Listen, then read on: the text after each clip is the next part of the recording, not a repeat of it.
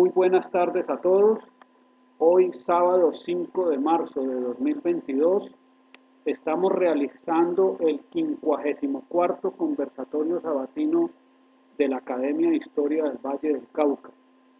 Hoy tenemos como conferencistas a las académicas miembro de número Nereida Bravo Solarte y Elsie Díaz Díaz, con una conferencia titulada El origen histórico del Día de Celebración de los Derechos de las Mujeres, que es el 8 de marzo.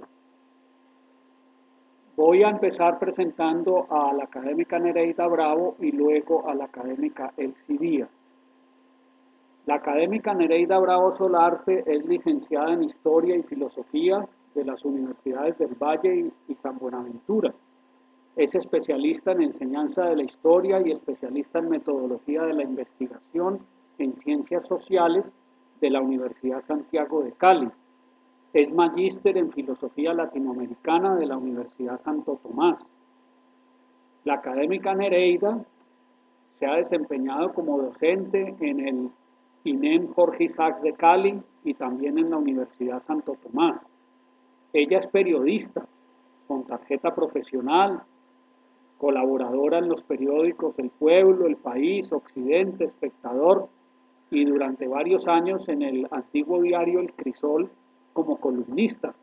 Tenía una columna Aquí Nereida hasta la última edición de ese diario y colaboró también en la revista dominical Esquirla. Como radioperiodista, colaboró permanentemente en los noticieros de Radio Sucesos de RCN, La Sultana del Valle, Radio Bolívar, Caracol Cali y en Radio Reloj en Cartas sobre la Mesa, de lunes a viernes. Ella fue propietaria y directora de su programa Actualidad Femenina, difundido en varias emisoras de la ciudad. Nereida Bravo Solarte ha recibido varias condecoraciones, como la Orden de la Democracia Simón Bolívar de la Cámara de Representantes en el grado Cruz Comendador, la cual le fue otorgada en junio 29 de 2004 como presidente nacional de la Unión de Ciudadanas de Colombia.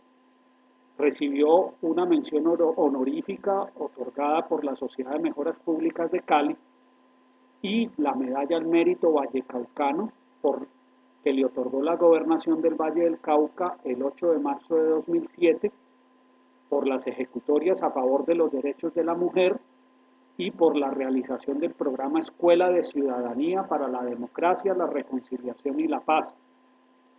También recibió la Medalla de Honor de la Confederación de Consumidores de Colombia por la creación y coordinación de la Escuela Educación del Consumidor que funciona hasta hoy.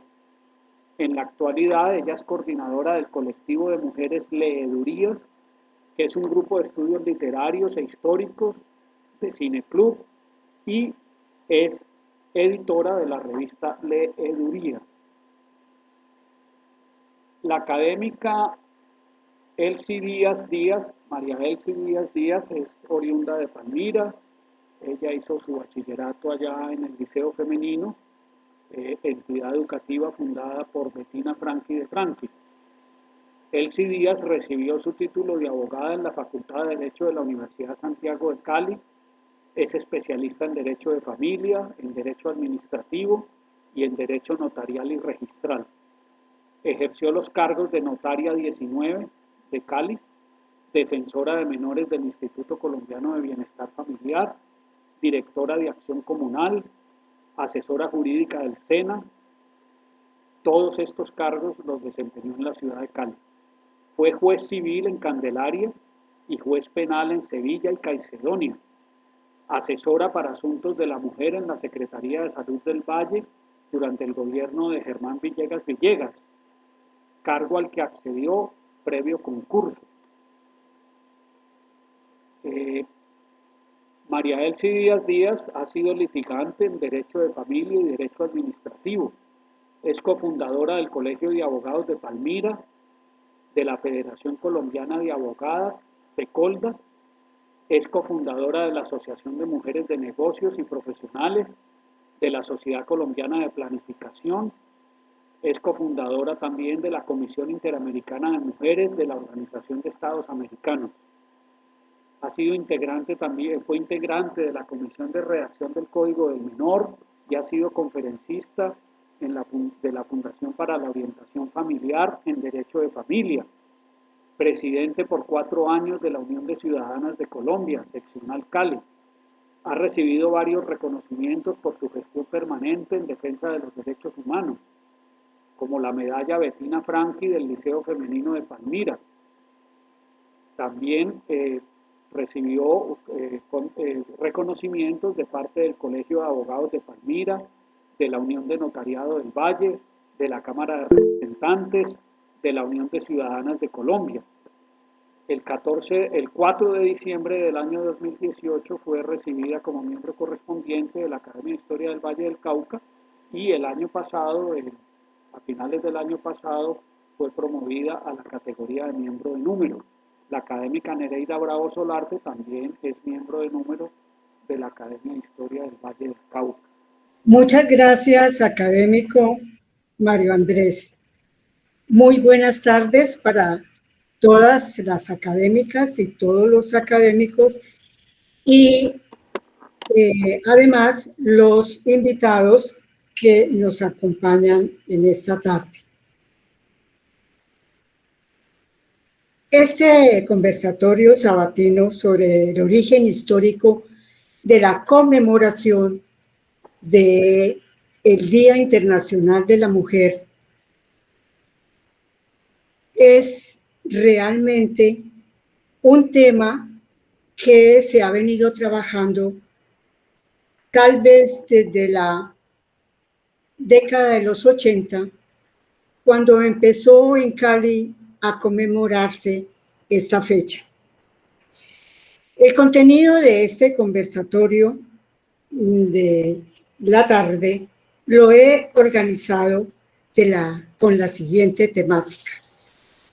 Primer punto, voy a hacer una reseña de los antecedentes, nombrando a las pioneras de las manifestaciones en defensa de los derechos de las mujeres.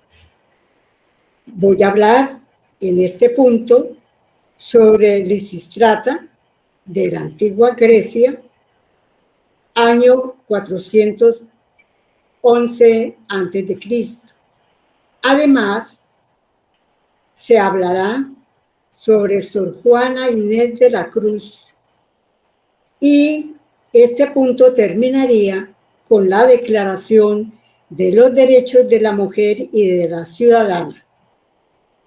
En segundo lugar, se presentarán las primeras movilizaciones de las mujeres demandando sus derechos, entre ellas las impulsoras del Día Internacional de la Mujer, Clara Zetkin y Rosa Luxemburgo.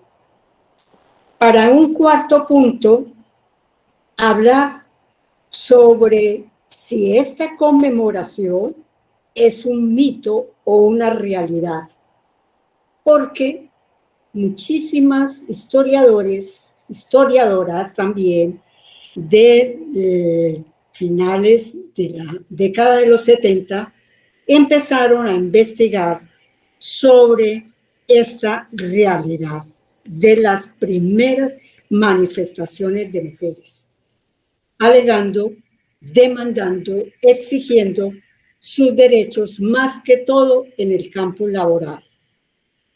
En el quinto punto se realizará una breve reseña bibliográfica de estas pioneras, Rosa Luxemburgo y Clara Zetkin.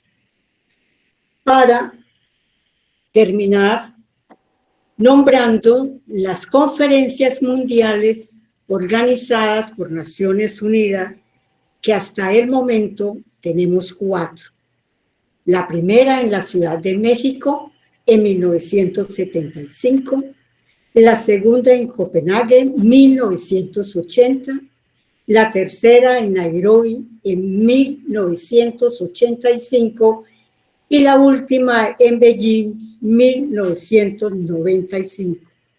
Para finalizar con los temas que nos están interesando en este momento, que fueron, sin lugar a dudas, el de diseño de la mujer, porque las evaluaciones que se han realizado todavía no arrojan aspectos positivos.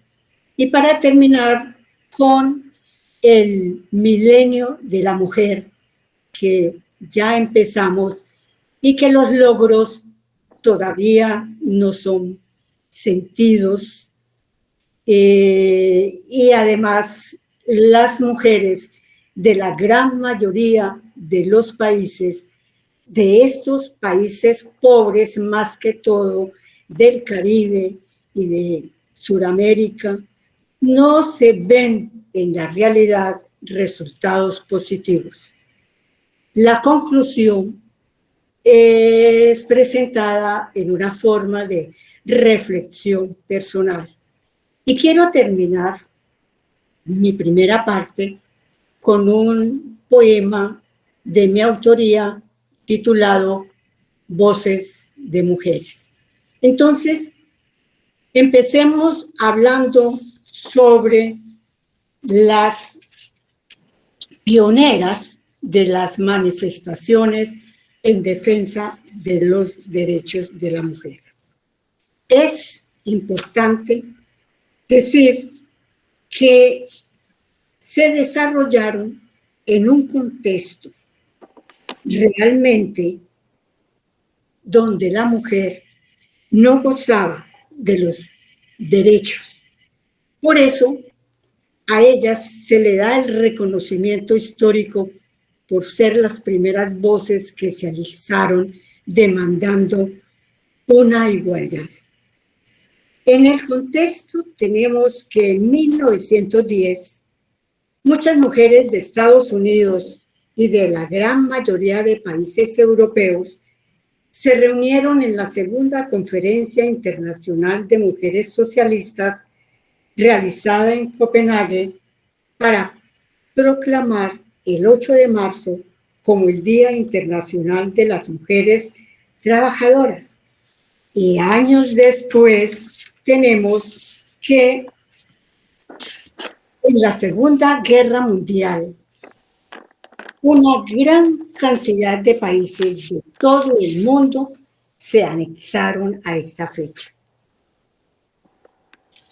Es importante hacer un poco de contexto para comprender mejor el contenido social de estas demandas, porque la importancia de recordar en estos tiempos, las mujeres no tenían derecho a la educación, ni al voto, ni a manejar sus propias finanzas. En ese entonces, las mujeres dependían completamente de sus padres, esposos, hermanos, etcétera, y de su aprobación para poder realizar cualquier tipo de actividad. Entre varias pioneras referidas en la historia, he seleccionado estas tres por su valentía y espíritu libertario para su época. Empiezo entonces por Lisístrata. Su nombre significa la que disuelve los ejércitos. Lisístrata es una mujer ateniense que tiene un plan para obtener la paz de Grecia, cansada de la ausencia de su marido por las guerras. Pero para llevarlo a cabo, es necesario reunir a todas las mujeres griegas, puesto que son ellas las que pueden ganar la guerra. El plan consiste en abstenerse de mantener relaciones sexuales con sus maridos. Fue la mujer mediadora que instigó la primera huelga desde su papel protagonista en la obra homónima del dramaturgo Aristófanes, en la que las mujeres de Atenas y Esparta se unieron para acabar con las eternas guerras del Peloponeso. Esto fue en el siglo IV a.C. Esta obra de teatro, en estilo de comedia, describe la primera huelga sexual de la historia llevada a cabo por mujeres y que fue representada por primera vez en el año, como ya lo dije, 411 a.C. Una huelga de sexo hasta que los hombres dejaran las armas. Una obra convertida en un símbolo del esfuerzo organizado a favor de la paz. Qué importante entonces es hablar de Sor Juana Inés de la Cruz, quien nace en la hacienda San Miguel Nepantía, en el actual estado mexicano, en 1651. Se desempeñó como una ilustre escritora, tomando como inspiración las letras hispanoamericanas del siglo XVII, siendo el barroco español su más fuerte influencia. Su ímpetu e inquietud por descubrir el saber la condujo a enfrentarse con los convencionalismos de sus tiempos, siendo esta sociedad atípica y conservadora un mal referente para sus acciones por ser una mujer con curiosidad intelectual e independiente en su forma de pensar ante lo establecido. En 1669 ingresa al convento de la Orden de San Jerónimo, en el que permanecería de forma definitiva luego de haber superado sus complicaciones de salud. Colaboró en la creación de una vasta biblioteca compuesta en su mayoría con obras musicales de su propia autoría y escribiendo poesía y teatro. Reflejó en su trabajo literario que la mujer podía y debía tener sus propias aspiraciones más que ser una ama de casa. En el año de 1690 se publica una obra que la controvertida monja escribió, titulada Carta Atenagórica, epíteto aplicado a Atenas, que significa dignidad. En ella, Sor Juana Inés realiza una crítica al sermón de mandato, obra del jesuita portugués Antonio Vieira, con respecto a la fineza de Cristo.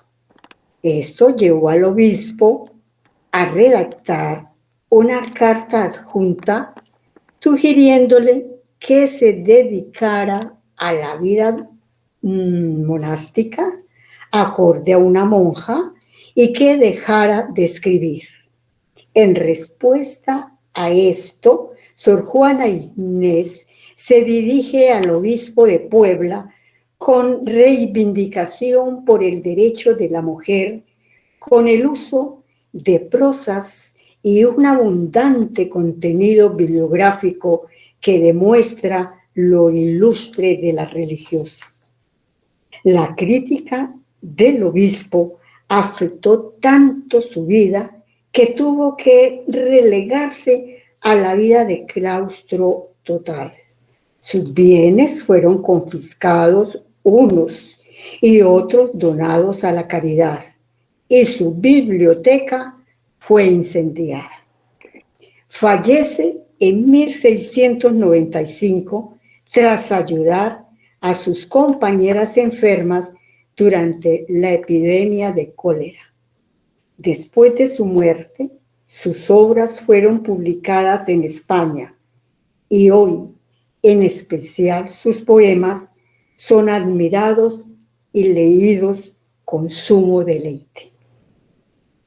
Tenemos a continuación nada menos que la Declaración de los Derechos de la Mujer y de la Ciudadana, que se deben, por lo general, por una líder que realmente merece toda nuestra reconocimiento, nuestro reconocimiento y nuestra admiración. Fue Olimpia quien se integró a la Revolución Francesa defendiendo una monarquía moderada. Fue en este periodo cuando escribió un gran número de artículos, manifiestos y unos 30 discursos. Su pensamiento, influenciado por la Ilustración de su época, ya se había plasmado antes en algunas de sus obras de teatro, donde se refería a la esclavitud. El 14 de septiembre de 1791, a solo un mes después de haberse publicado la Declaración de los Derechos, donde Olimpia protestaba porque solo reconocía la condición de ciudadanía a los hombres y dejaba a las mujeres en una situación de inferioridad. Asimismo, publicaría un manifiesto de 17 artículos en el que proclamaba que la mujer nace libre y permanece igual al hombre en derechos. Siguiendo ella la línea de Montesquieu, Olimpia defendió la separación de poderes sin contradecirse con el hecho de que en 1793 iniciara la defensa de Luis XVI y se opusiera a Robespierre.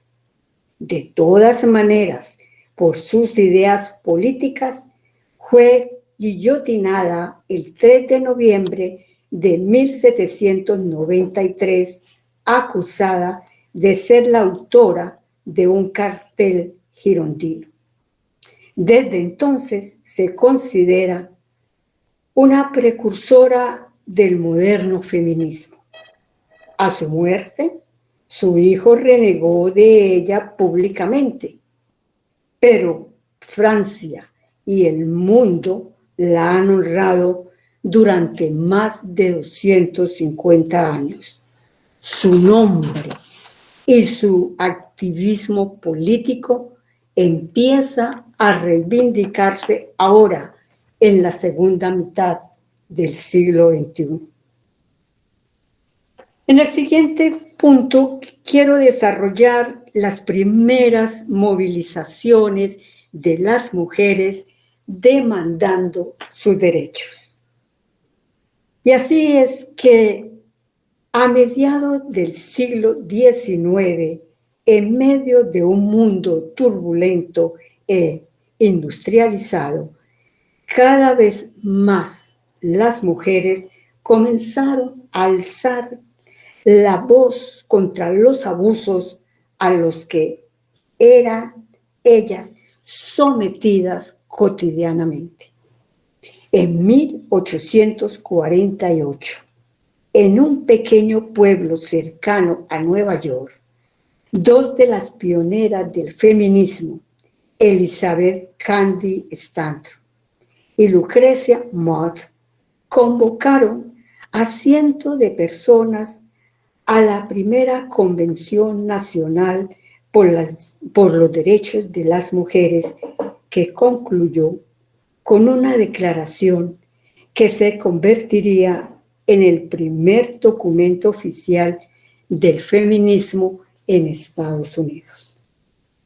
El 1 de enero de 1863, Abraham Lincoln decretó el fin de la esclavitud y la igualdad de derechos y privilegios para todos, y aún con el carácter oficial de este mandato, las condiciones precarias y abusivas seguían existiendo, lo que dio paso a numerosas manifestaciones.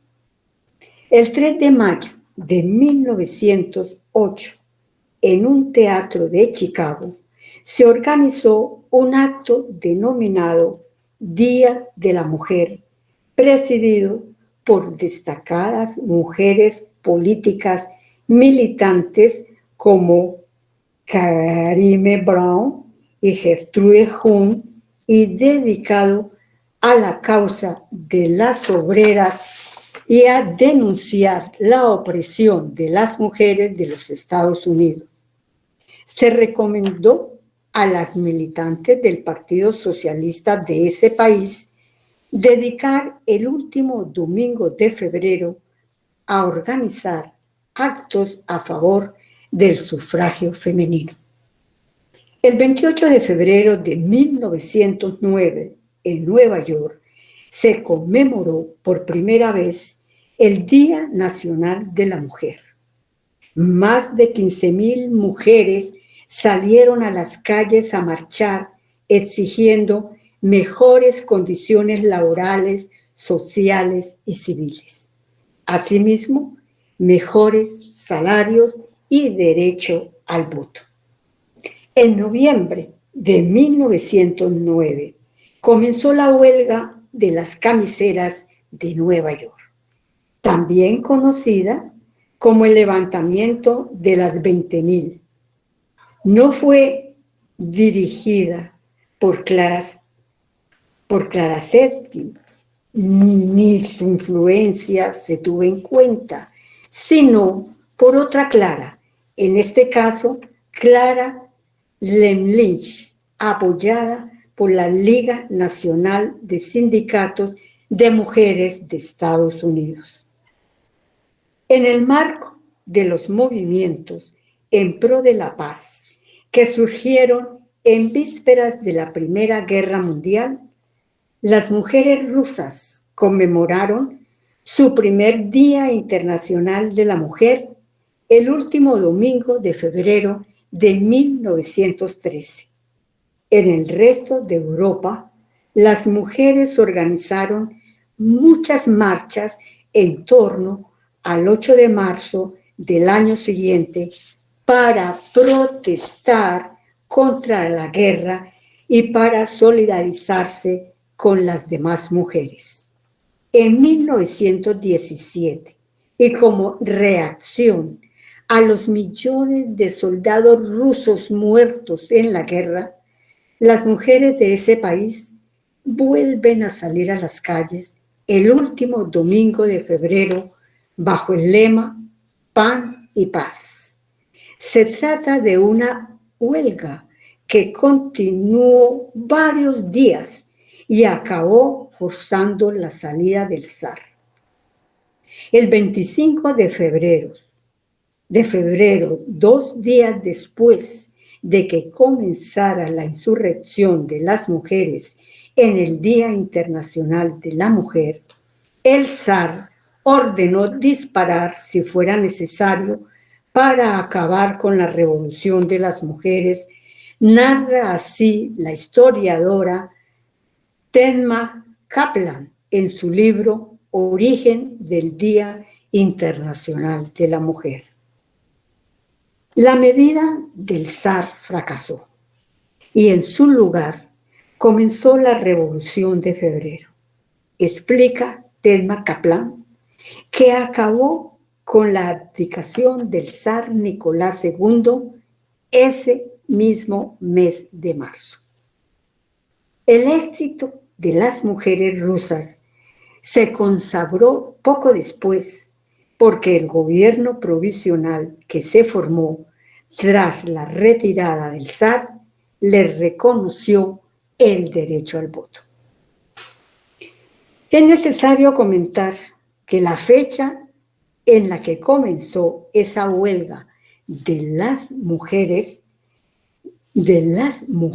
rusas en el calendario juliano, entonces el de referencia en Rusia fue el domingo 23.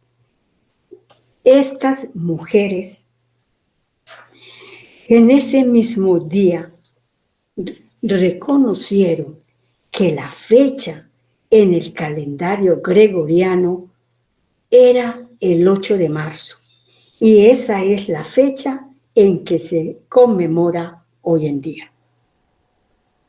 Quiero pasar al tema de las impulsoras del Día Internacional de la Mujer. Tenemos allí a la izquierda nada menos que a Clara Zetkin y a la derecha a Rosa Luxemburgo en una fotografía donde se destaca su gran habilidad como oradora.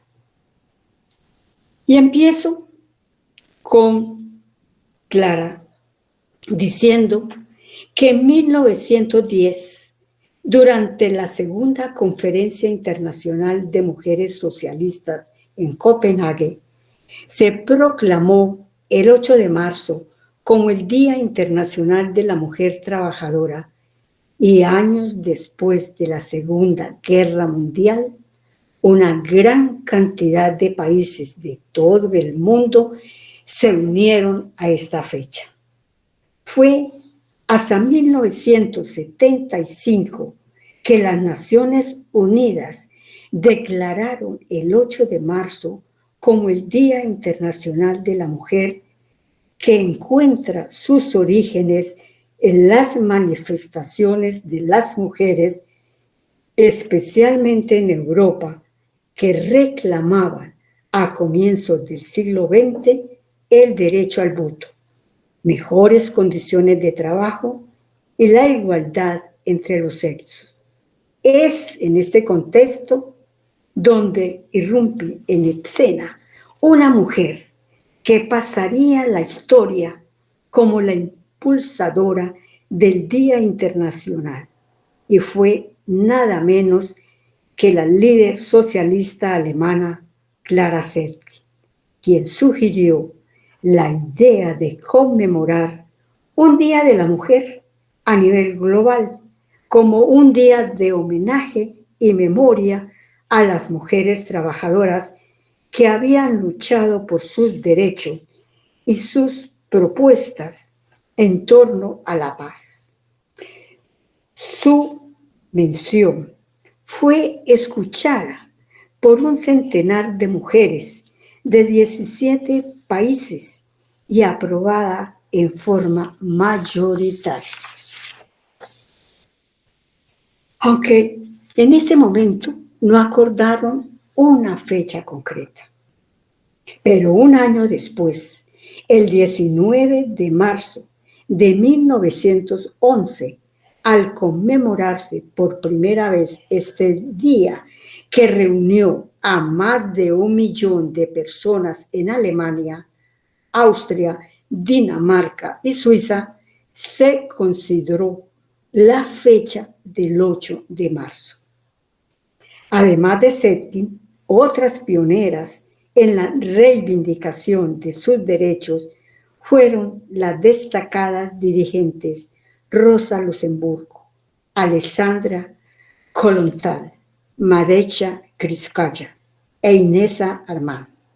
Es tan importante la participación de Rosa Luxemburgo en este logro que la historia del feminismo le dedica páginas a sus intervenciones, discursos, organización de marcha por los derechos de las mujeres y las protestas contra la guerra demandando la paz mundial.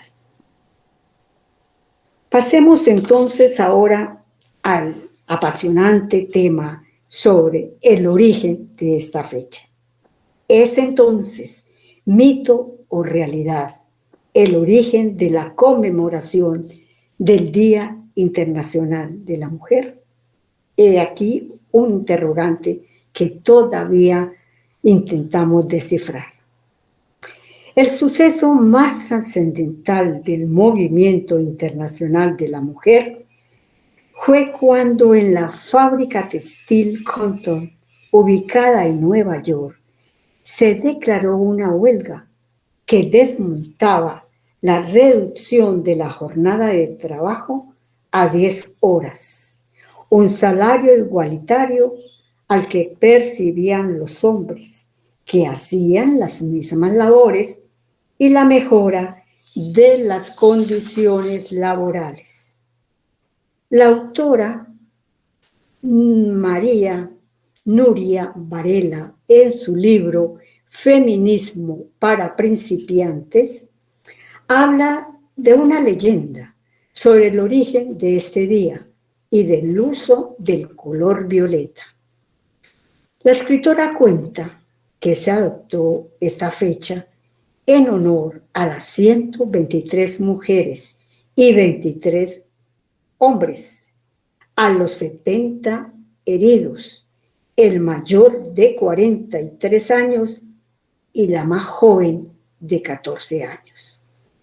Este trágico accidente que intensificó la lucha, al parecer se originó por una colilla mal apagada tirada en un cubo de restos de tela. Las víctimas no pudieron escapar porque los responsables de la fábrica habían cerrado las puertas de escaleras y de las salidas para evitar robos. Otra versión describe que 129 mujeres murieron en una fábrica textil de Estados Unidos en 1908, cuando el empresario, ante la huelga de las trabajadoras de la textilera Cotton de Nueva York, prendió fuego a la fábrica con todas las mujeres dentro. Esta es la narración más aceptada sobre los orígenes. También se relata que las telas sobre las que estaban trabajando las obreras eran de color violeta. Las más poéticas aseguran que era el humo que salía de la fábrica y se podía ver a kilómetros de distancia, el que tenía ese color violeta. Preguntémonos entonces, ¿es una leyenda el origen? Y así nos respondemos que a partir de la década de los 70, algunas estudiosas del tema empezaron a investigar la historia de la fecha y concluyeron que no hay un solo documento histórico que pruebe la ocurrencia del incendio en 1908. Historiadoras como Lilian Handel han defendido que la vinculación con la huelga sangrienta de Nueva York o con una remota manifestación ocurrida supuestamente un 8 de marzo de 1857 fueron creaciones mitificadas surgidas en plena Guerra Fría para eliminar el carácter soviético que tiene el Día Internacional de la Mujer. Paso ahora a hacer una breve reseña biográfica de las organizadoras de la Segunda Asamblea Mundial de las Mujeres, donde se propuso la conmemoración del Día Internacional de la Mujer. Tenemos en primer lugar a Clara Zetkin, en la fotografía allí con su amiga Rosa Luxemburgo. Clara Zetkin nació el 5 de junio de 1857 en Wittau del Imperio Alemán. Estudió magisterio en Leipzig y desde muy joven mantuvo contacto con las juventudes del Partido Socialdemócrata Alemán. Su relación con los revolucionarios rusos propició su matrimonio con un joven exiliado de esa nacionalidad llamado Osip Setkin. Cuando Bismarck prohibió el Partido Socialdemócrata en 1881, Clara decidió exilarse por imposición propia y pasó la mayor parte de la década en Suiza y Francia. Allí escribió y repartió literatura clandestina y también conoció a numerosos líderes socialistas internacionales. En 1905 organizó una conferencia de mujeres socialistas contra la guerra en Berlín. A consecuencia de sus opiniones, fue arrestada varias veces durante la guerra. Amiga personal de Lenin y de la escritora activista Rosa Luxemburgo, Clara organizó, como ya dije, la primera conferencia internacional de mujeres contra la Primera Guerra Mundial. Fue elegida también para la presidencia de la Tercera Internacional Socialista en 1921, pero a partir de entonces pasó cada vez más tiempo en Moscú, especialmente a raíz del auge del nacionalsocialismo.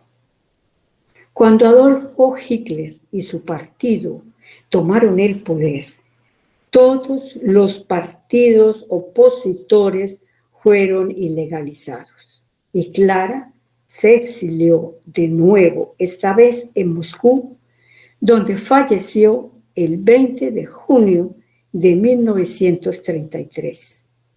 Fue sepultada con mucho pesar en la necrópolis de la muralla del Kremlin. La República Democrática Alemana imprimió un billete de 10 marcos con la fotografía de ella que circuló hasta antes de la caída del muro de Berlín. En la población de su nacimiento levantaron un monumento en su honor. Entre 1957 y 1960 se publicaron en Berlín Oriental, en 3 volúmenes, todas sus obras selectas de escritos y discursos. Finalmente, se puede decir que por su iniciativa se conmemoró el primer Día Internacional de la Mujer en 1911. Más de 1 millón de mujeres participaron.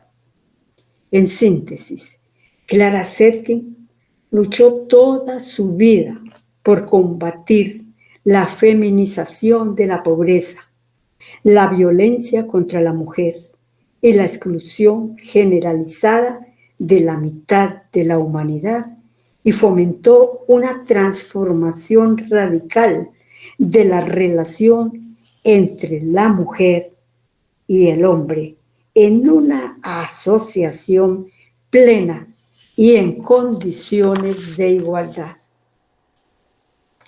Paso ahora a hacer la reseña correspondiente a Rosa Luxemburgo, quien nació en un pequeño pueblo llamado Samonaki, cerca de Lublin, en 1871, cuando Polonia era parte del Imperio Ruso. Este hecho de nacer en un país que estaba bajo el dominio de otro le hizo entender la necesidad y el potencial de la revolución y la resistencia e injusticias históricas. Escriben sus biógrafos y en especial Lea Haro, editora de la traducción de todas las obras de Rosa al inglés. Su familia era judía, liberal, educada, y su padre había estudiado en Alemania. Su madre también era una ávida lectora de libros en alemán y polaco y le gustaba particularmente Friedrich Schiller, el gran escritor. Era Rosa de una familia cosmopolita. No había podido ir al mejor colegio, pues estaba reservado para los rusos y ella era polaca.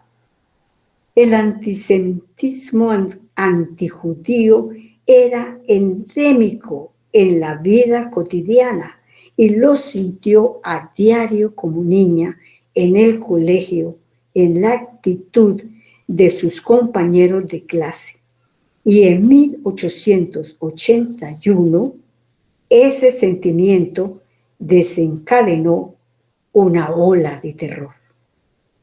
Para cuando la familia se mudó a Varsovia, Rosa tenía 15 años y ya estaba involucrada en actividades políticas clandestinas. En el espíritu de Rosa, el ideal socialista de paz, libertad y progreso era una pasión avasalladora. Escribió entonces su gran amiga Clara Zetkin después de su muerte. Su vida realmente se puede decir que se resume en una actividad política, tanto que se unió al Partido de los Trabajadores, que fue el primer partido socialista polaco. Cuando los activistas intentaron organizar una huelga general, algunos de los líderes fueron capturados y ejecutados. Con solo 18 años, Rosa tuvo que huir a Suiza, donde conoció a su esposo Leo Hojirech, joven socialista, quien le ayudó a formar su ideología política e intelectual. Pero ella lo superó y se convirtió en una oradora y pensadora por derecho propio. En 1898 se mudó a Berlín, que sería su hogar por el resto de su vida, pues estaba convencida de que en Alemania se comenzaría la revolución, abriéndose camino rápidamente en las filas del Partido Socialdemócrata Alemán. Pero en 1905 la revolución se extendió, pero no en Alemania, sino en el Imperio Ruso. Su respeto por lo que estaba pasando en Rusia y su crítica a lo que ocurría con la socialdemocracia alemana, el partido la empezó a detestar. Entre más la odiaban sus copartidarios, más popular se volvía en las calles por su oratoria. Cuando la socialdemocracia votó a favor del presupuesto para municiones de guerra, ese mismo mes quedó devastada y por lo tanto se retiró.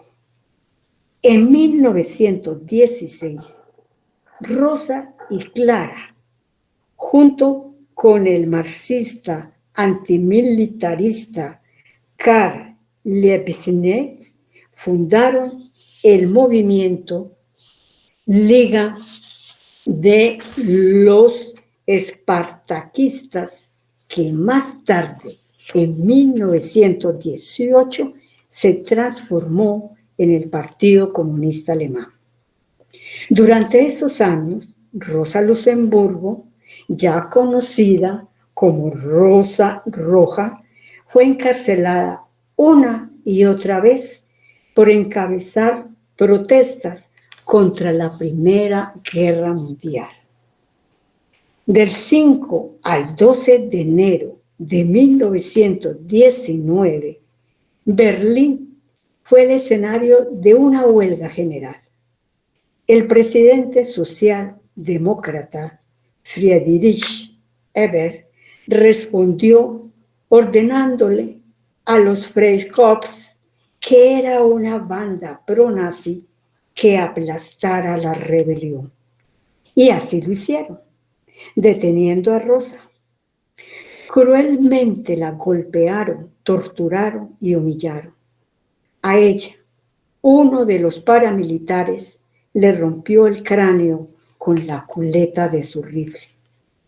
La metieron a un auto, donde fue abatida a tiros y arrojada a un canal de Berlín. 4 meses y medio después, su cuerpo fue encontrado y reconocido gracias a sus guantes y lo que quedaba de su vestido.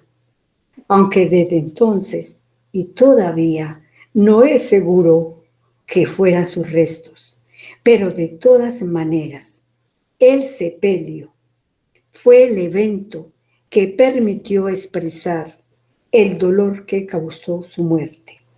Y todavía se repiten sus últimas palabras, que fueron: yo fui, yo soy y yo seré. Todas sus obras fueron publicadas y la más conocida, que aquí tenemos la fotografía del libro Reforma o Revolución, de la editorial Jorge Álvarez, Buenos Aires, 1969.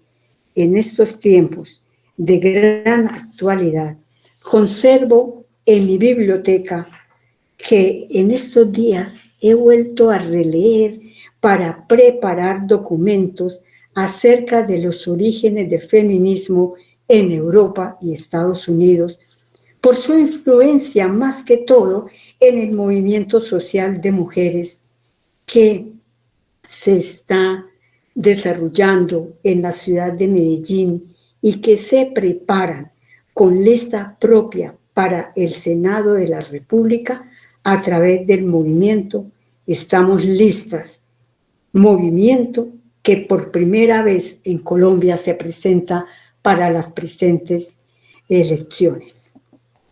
Quiero terminar con el punto 6 referente a las conferencias mundiales organizadas por Naciones Unidas. En 1945 se forman las Naciones Unidas para fomentar la cooperación internacional tras la devastación de la Segunda Guerra Mundial, y la Carta de este organismo multilateral se convierte en el primer acuerdo internacional que consagra la igualdad de género. 3 décadas después, en 1975, la ONU establece y conmemora por primera vez el Día Internacional de la Mujer el 8 de marzo, coincidiendo con el Año Internacional de la Mujer. Es importante precisar que en diciembre de 1977, la ONU, en su resolución número 32-1142, invitó a todos los estados que proclamaran, de acuerdo a sus tradiciones históricas y costumbres nacionales, una jornada como el Día de las Naciones Unidas para los Derechos de la Mujer y la Paz Internacional. También en este mismo año la ONU designó el 8 de marzo como el Día Internacional de la Mujer. Luego, en el año 2011, conmemoró el centenario con la premisa de igualdad de género y el empoderamiento de la mujer a través de ONU Mujer, que es un organismo que depende de Naciones Unidas. Es interesante reseñar que en China se conmemora desde el año de 1922. En Rusia, desde el principio de la segunda década del siglo XX. En España, se conmemoró por primera vez en 1936, liderado por la dirigente Dolores Ibárruri, conocida como la Pasionaria. Y en Colombia, desde 1980, organizado por la Unión de Ciudadanas de Colombia, seccional de Cali, en coordinación con varias organizaciones del movimiento social de mujeres. Para mayor claridad, se presenta el esquema de las conferencias mundiales convocadas y organizadas por Naciones Unidas hasta el momento. Primera en Ciudad de México, que se organizó en el año de 1975, como ya dijimos. La asistencia de la delegación colombiana fue muy destacada en diferentes medios de comunicación. La segunda conferencia organizada con numerosa asistencia en Dinamarca, ciudad de Copenhague, en el año de 1980. La tercera en Kenia, organizada en Nairobi en 1985. La asistencia fuera de la oficial, por lo tanto, fue escasa, comprensible por los altos costos. Aquí se recibió el mandato de buscar nuevas formas de superación de los obstáculos para alcanzar los objetivos del decenio de igualdad, desarrollo y paz. Y la última, en Beijing, 1995, con carácter de convocatoria a todos los estados, tuvo una extraordinaria asistencia y participación activa, tanto de las delegadas oficiales como los asistentes de muchas organizaciones de mujeres. Colombia se hizo presente con un buen número de mujeres que se destacaron por reseña histórica en las diferentes comisiones de trabajo con iniciativas que fueron incluidas en el documento final.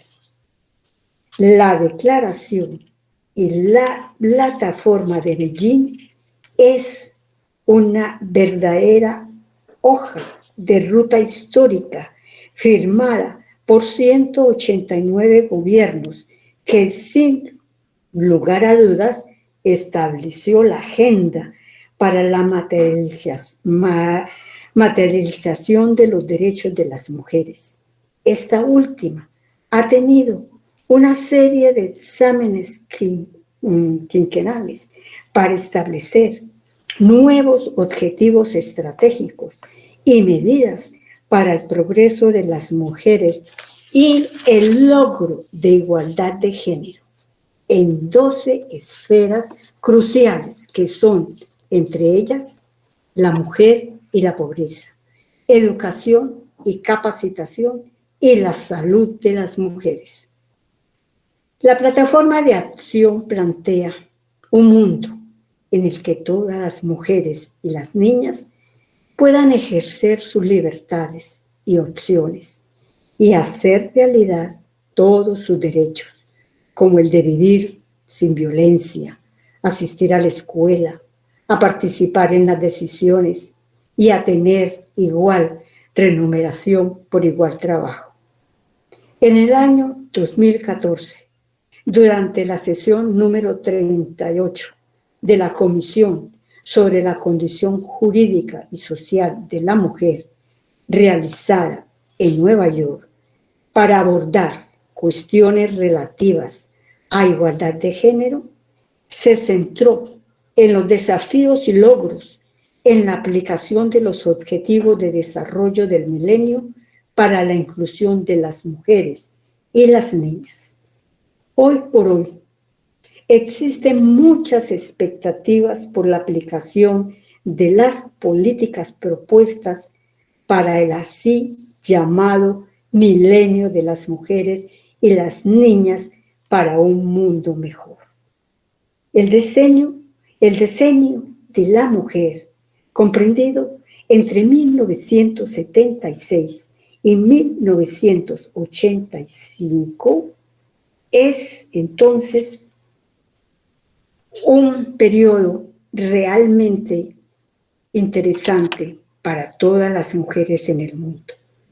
Porque desde el año de 1975 fue este año sin duda un año de profundo interés en lo que respecta al trabajo de la ONU a favor de la mujer, ya que fue proclamado por la Asamblea General como Año Internacional de la Mujer y a la vez coincidió con la realización de la primera Conferencia Mundial de la Mujer en Copenhague.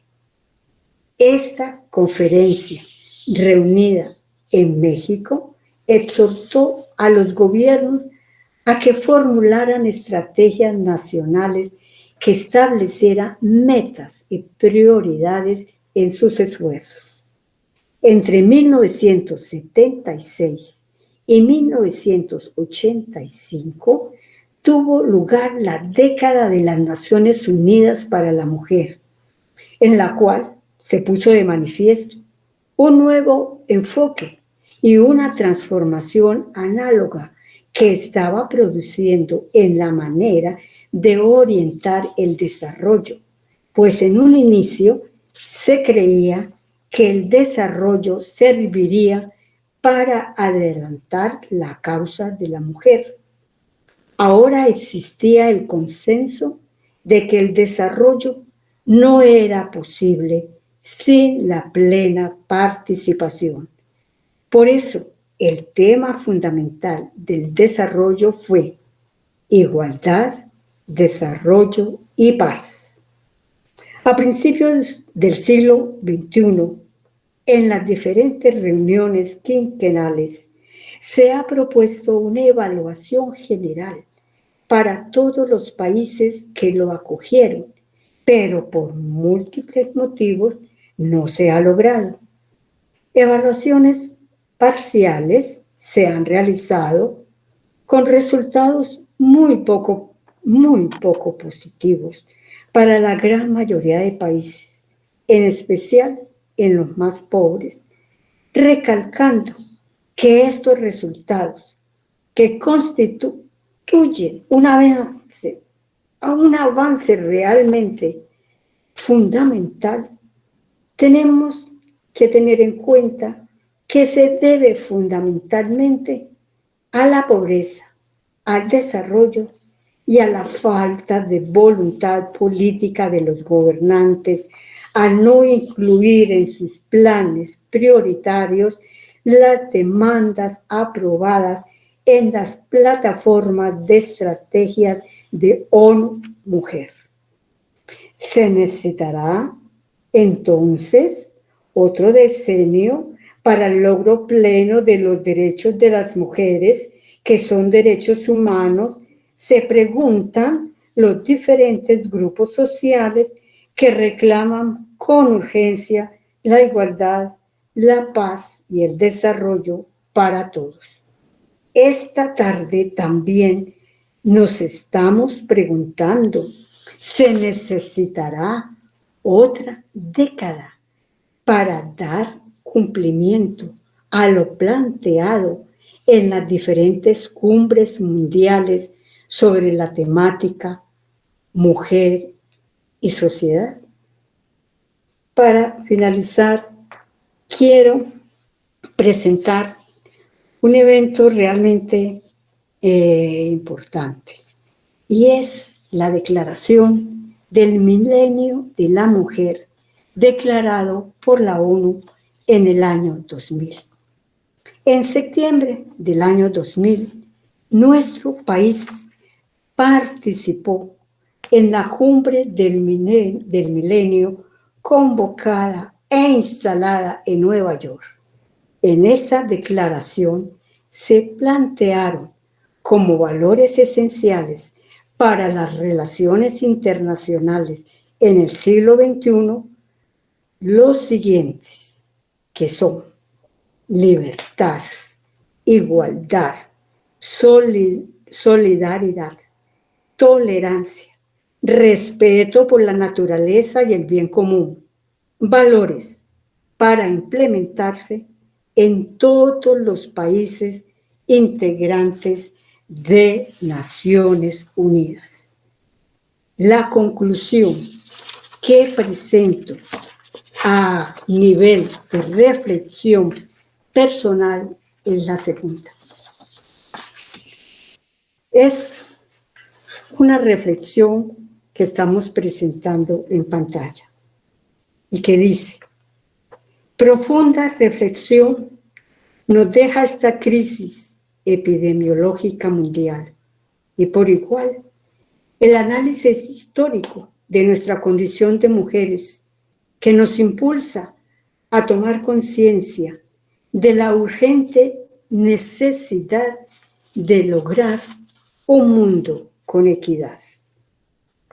La discriminación y marginación de millones de mujeres conllevan al subdesarrollo y a un injusto orden económico, sociocultural y político. Por lo tanto, desde ya debemos empezar a enfrentar las causas de la desigualdad para avanzar en la superación de los obstáculos que han impedido tener en nuestro caso un país más incluyente, con justicia social y menos pobreza. Es imperante entonces nuestra activa participación en todos los procesos sociales, con un liderazgo que implique empoderamiento en nuestra condición de mujeres y ciudadanas. Siempre hemos creído que para que exista un mañana mejor, desde hoy debemos convertirnos en agentes transformadores del cambio social. Estamos en la era del humanismo y como seres pensantes y actuantes, es un compromiso asumir la causa del cambio social para lograr un futuro de inclusión, igualdad, desarrollo y paz, de acuerdo a los postulados de Naciones Unidas en su última conferencia mundial que proclamó el siglo de las mujeres. Muchas gracias por su gentil atención, pero quiero terminar leyendo un poema de mi autoría que titulé Voces de Mujeres. Los hombres siempre miran hacia el horizonte. Las mujeres miramos hacia las estrellas. Somos semillas germinadas de sueños y esperanza. Somos rayos que iluminan nuestro anhelo de libertad. Somos espuma de un mar de sentimientos y emociones. Somos brujas sin escoba que volamos al infinito del deseo y de la imaginación. Somos cómplices de la fantasía y de la ternura para el encuentro y el abrazo. Somos mensajeras de tiempos nuevos para que hombres y mujeres caminemos juntos. Somos sendero para compartir por igual el día y la noche, el fuego y el frío, la calma y el movimiento. Gracias nuevamente y feliz tarde. Y yo quiero aprovechar el momento para reiterar nuestro especial agradecimiento a esta academia por la inclusión del tema de género en el stock de la misma para análisis de los temas que conlleva. Y es lo lógico porque no puede ser ajena a los avances legislativos para la mujer que se traducen en el cambio social que requiere una cultura patriarcal. Especial reconocimiento a nuestra junta directiva que en distintas ocasiones ha manifestado su regocijo por este acontecer, al igual que otros compañeros como Jairo, Henry, Simón, Javier, Germán, Víctor, nombrando solo algunos de ellos por su permanente respaldo. Sabemos, eso sí, que todos están contentos con nuestra presencia y esperamos no ser inferior a las expectativas que este ingreso nuestro ha generado. Entonces, yo solamente les traigo un repaso general de los logros que hemos obtenido, como por ejemplo la ley 28 del 32 que acabó con la potestad La ley 28 del 32 que le dio a la mujer casada la posibilidad de administrar sus bienes. Tenemos la reforma del año 36, 45, 54 para adquirir los derechos que todos conocemos como ingreso al bachillerato, a la universidad, ejercer cargos públicos, el derecho al sufragio. La ley 75 del 68 que crea el Instituto de Bienestar Familiar. Trae el reconocimiento expedito de hijos extramatrimoniales mediante firma del registro civil de nacimiento, manifestación ante el juez de la República o testamento, examen de ADN, prueba contundente de paternidad. Muy importante me ha parecido recordar cómo han sido discriminados a lo largo de la historia los hijos extramatrimoniales, que cuando un señor engendraba un hijo siendo casado, aunque podía reconocerlo, no lo heredaba. La ley 45 del 36 trajo que heredan la mitad de lo que hereda un hijo legítimo, pero la ley 29 del 82 acabó con esta discriminación y ya sabemos que los hijos legítimos, extramatrimoniales y adoptivos heredan por igual. Bueno, tenemos que el decreto 2820 del 74 sobre igualdad jurídica de la mujer, la ley 12 del 75 habla de los compañeros permanentes para adquirir derechos de la jubilación del uno sobre el otro, causales de divorcio, la ley primera del 76, la ley 50 del 90, reconocimiento de la sociedad patrimonial entre compañeros permanentes, la ley 150 del 90, protección a la mujer cabeza de familia en aspectos de salud, educación, vivienda. La ley 656 del 96 de la doble firma, según la cual la disposición del bien único afectado a vivienda familiar no permite el ser dispuesto, sino con la necesaria firma del otro cónyuge. Aquí tenemos, por ejemplo, que los derechos humanos, ¿qué son? Son valores de convivencia fundamentados en la dignidad de la persona humana. Se basan en la necesidad de protegerla y en su valor como persona.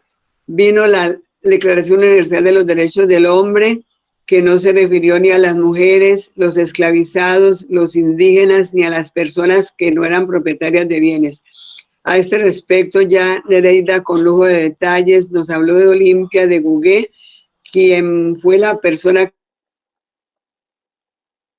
de los derechos de la mujer y la ciudadana, calcada de los derechos del hombre y el ciudadano de 1789, en la cual postulaba la dignidad de las mujeres y por consiguiente el reconocimiento de sus derechos y libertades fundamentales, lo cual le costó perder la vida en la guillotina.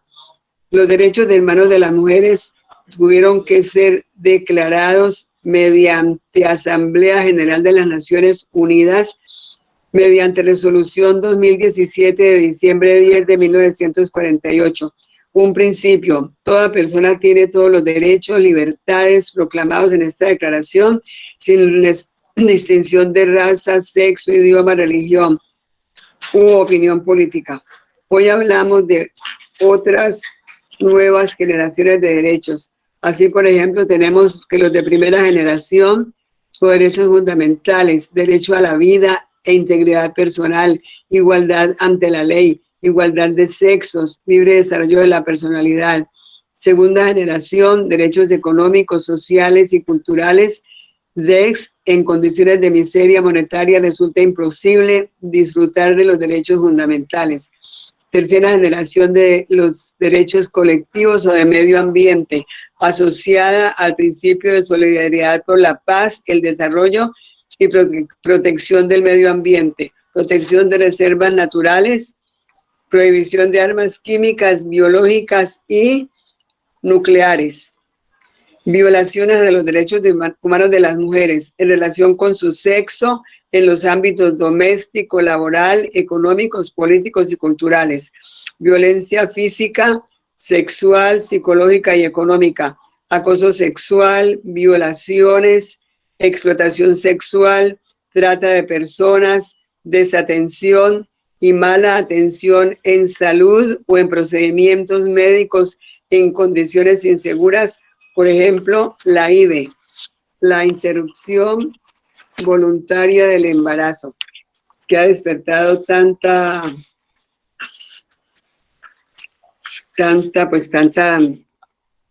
reacción como apenas era natural. Entonces tenemos que esta IVE, tenemos que la despenalización total de la IVE, demanda presentada por el movimiento Causa Justa en septiembre de 16 del 2020. Ahí se habla de que la sentencia de la Corte Constitucional es del febrero 21 del 2022, que la decisión consiste en que podrá realizarse hasta con 24 semanas de gestación. Después, solo los 3 casos determinados en sentencia 355 de 2006 y en cualquier periodo: malformación del feto, grave riesgo para la vida o la salud de la madre y abuso sexual. La demanda dice: a cambio de aplicar el derecho penal, promover más y mejores políticas de salud para prevenir muertes por abortos inseguros y embarazo no deseado, educación sexual integral, información, acceso y disponibilidad de métodos anticonceptivos. La Corte insta al Congreso y al Gobierno a formular e implementar políticas públicas integrales que eviten la desprotección para la dignidad y los derechos de las mujeres gestantes. Opción importante, la adopción como preventivo de la IVE. 24 semanas porque es el periodo en que el embrión puede subsistir independientemente de la madre. Argentina, Uruguay, México presentan resultados. Despenalización, aporte a la salud pública y a los derechos sexuales y reproductivos de las mujeres. La estadística nos muestra que hay 4.400 interrupciones voluntarias del embarazo anuales en condiciones insalubres. 39 de 1.000 mujeres deciden suspender la gestación. ¿Y cuántas muertes? Concientizar a gobiernos, mujeres y varones de una sexualidad responsable. Aquí se habla mucho de la educación sexual, pero tal como lo dice el doctor Armando Barona Mesa en un reciente artículo que publicó, que habla de que el sexo es algo dominante, compulsivo y sin reflexión. Y cuando se habla de esa educación, yo agregaría que el sexo forma parte de los instintos primarios del hombre, también al lado del hambre y de la agresividad. Y por mucho que se intente educar a las personas en este aspecto, pues resulta que no es tan fácil. Entonces, lo único es pensar pues en que hay que afrontar el tema. Se critica a la Corte Constitucional porque se volvió colegisladora y resulta que ¿por qué el Congreso de la República no ha sido capaz de afrontar un tema tan trascendente para la vida misma? Recordar que no es una decisión fácil para las mujeres porque está imbuida de factores éticos, filosóficos, científicos, y que para una mujer tomar esta decisión no es fácil, porque realmente lo que hay que hacer es afrontar la situación como si realmente se trata de salvar vidas y no que queden expuestas a esas clínicas de garaje en donde tantas personas, en este caso mujeres, han sido víctimas de estas situaciones y les ha causado indiscutiblemente la vida. Yo traigo aquí un tema que es novedoso realmente y es la economía del cuidado. Está la ley 1413 de 2010 y el decreto 2490 de 2013. Se habla de la economía del cuidado representada por la cultura patriarcal como las actividades percibidas como pequeñas y triviales en gran porcentaje desarrolladas por mujeres. Es la atención permanente del bienestar, solidaridad, mantenimiento de la vida, generando una verdadera estética de la existencia. Recordar que trabajo es trabajo remunerado más trabajo no remunerado. Sin economía del cuidado no hay economía de mercado. Tareas domésticas de suministro de alimentos, mantenimiento de vestuario, limpieza y mantenimiento del hogar y apoyo de personas. Voluntariado. Es mucha la diferencia entre lo realizado por las mujeres y lo realizado por los varones. La economista Cecilia López Montaño, por ustedes muy conocida, economista ella, feminista y por cierto presidenciable, promovió esta ley 1413 del 2010 en donde exige el reconocimiento y la regulación de la economía del cuidado en el sistema de cuentas nacionales con el objeto de medir la contribución de las mujeres al desarrollo económico y social del país. Reconoce que las tareas domésticas pueden ser encomendadas a terceros y aportan hasta un 20% del Producto Interno Bruto. Y el decreto 2490 del 2013 habla de que crea la Comisión Intersectorial para la inclusión de la información sobre el trabajo de hogar y de cuidado no remunerado en el sistema de cuentas nacionales ordenado por la Ley 1413 de 2010. El DANE analiza el valor económico de trabajo doméstico y cuidado no remunerado en cuanto a grupos por edad, mayor dedicación a estos trabajos. Y el nivel educativo también incide porque a menor nivel educativo, más horas de dedicación. Las mujeres realizan el 17,3% y los varones el 8,6%. Horas anuales trabajadas, hombres 39.976, mujeres 47.679.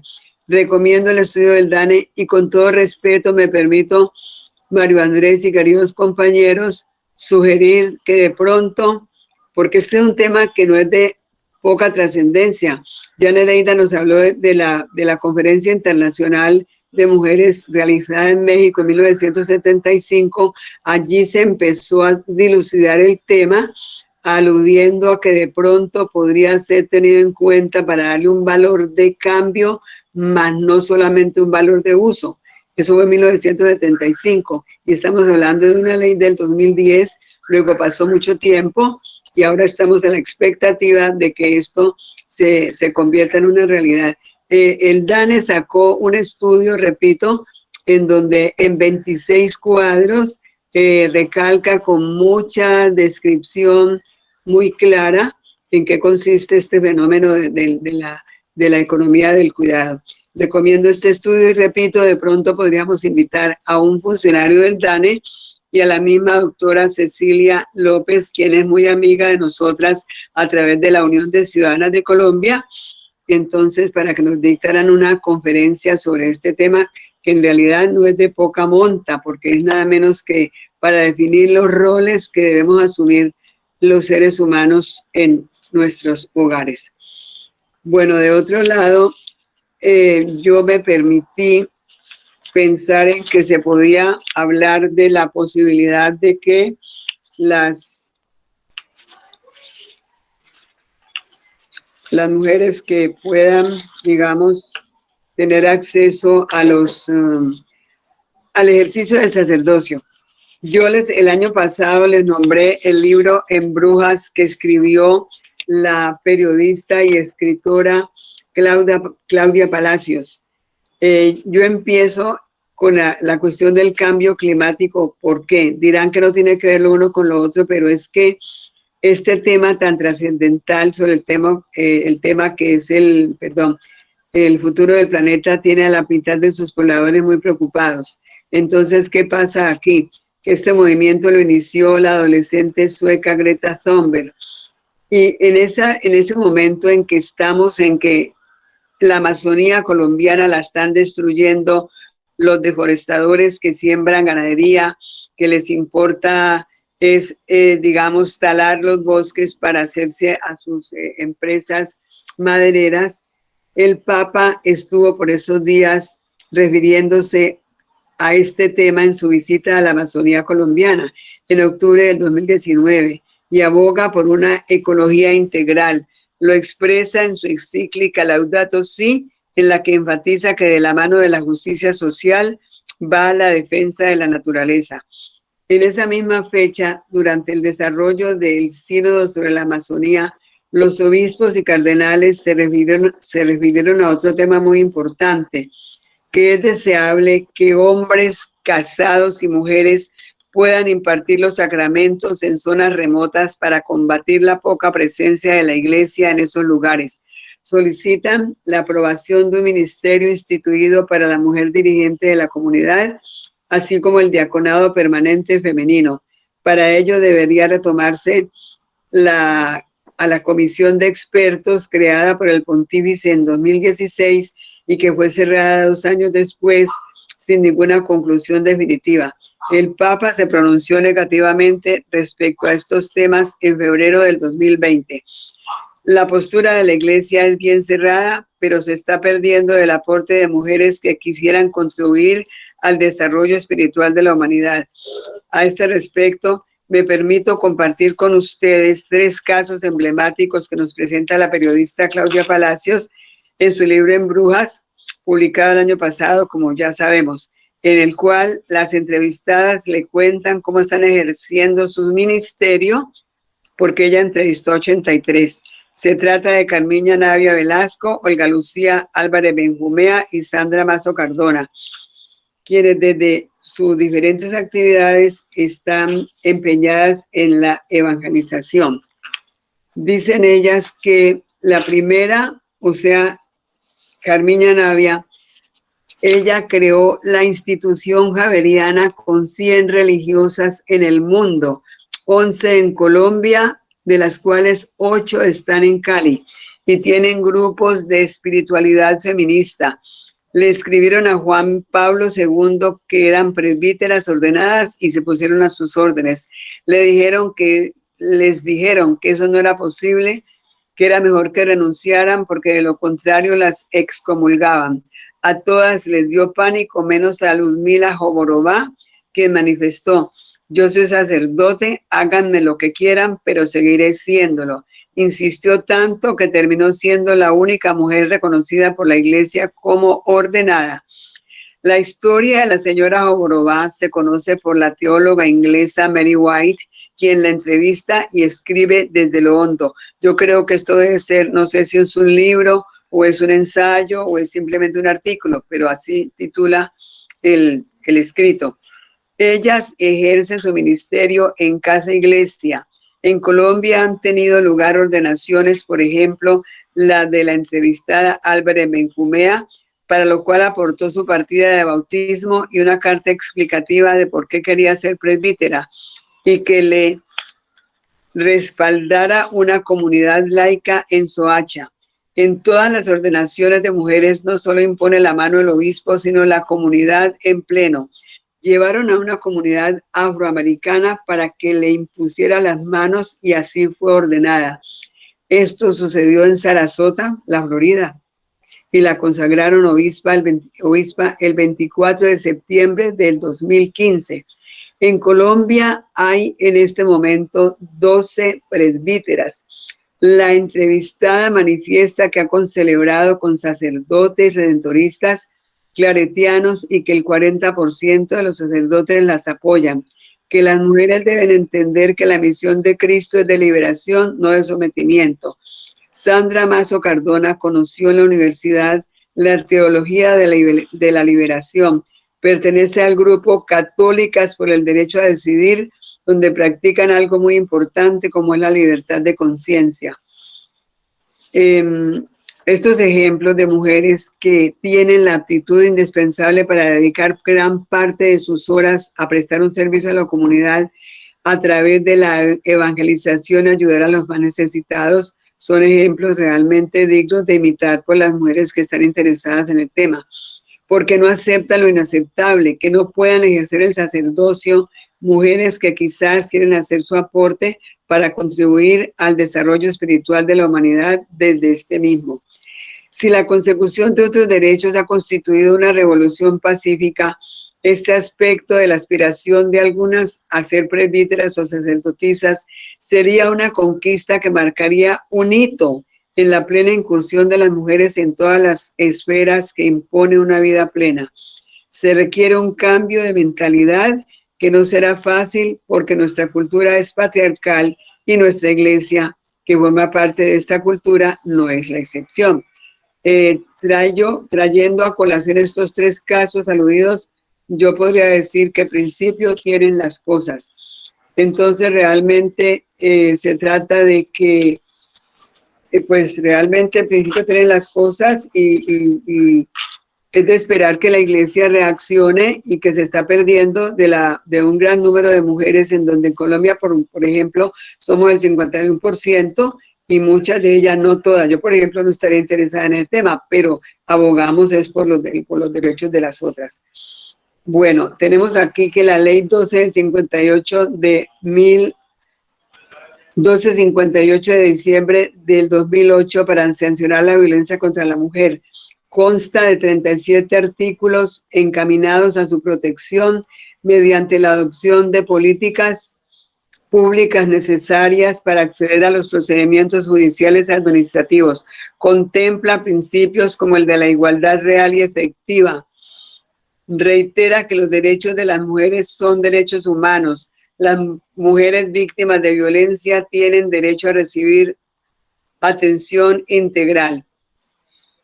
Dispone en su artículo final: la Consejería para la Equidad de la Mujer, en coordinación con la Procuraduría General de la Nación y la Defensoría del Pueblo, crearán el Comité de Seguimiento a la implementación y cumplimiento de la ley, que deberá contar con la participación de organizaciones de mujeres.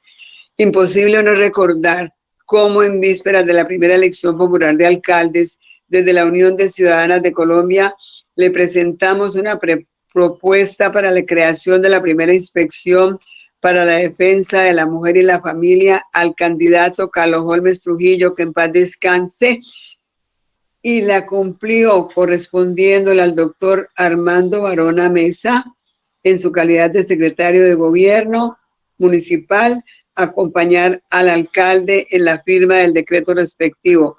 Fue un gran ejemplo porque después se establecieron varias en Cali y en el resto del país.